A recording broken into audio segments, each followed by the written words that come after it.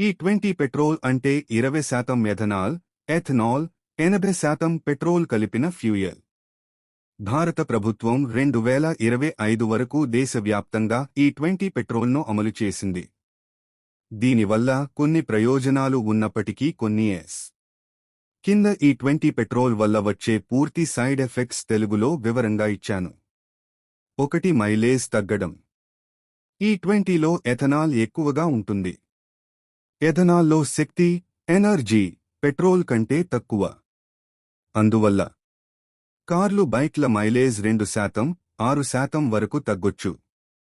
కొంతమంది డ్రైవర్లు ఇంకా ఎక్కువ పికప్ తక్కువగా అనిపించవచ్చు. 3. పాత వాహనాల్లో engine parts damage.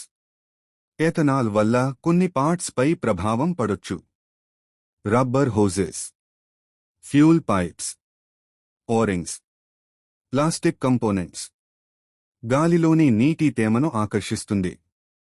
Fuel injectors clog అవ్వచ్చు. ఫ్యూల్ పంప్ వియర్ అవ్వచ్చు.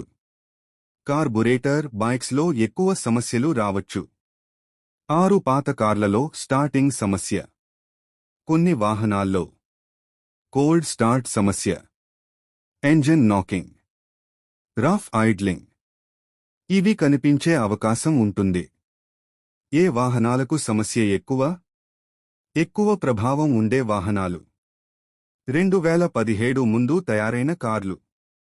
కార్బురేటర్ బైక్స్. E20 కంపాటబుల్ కాని వెహికల్స్. తక్కువ ప్రభావం. 2023 తరువాత వచ్చిన E20 complaint vehicles. BS6 PHAC2 vehicles. ఇవి E20 కోసం ప్రత్యేకంగా డిజైన్ చేశారు.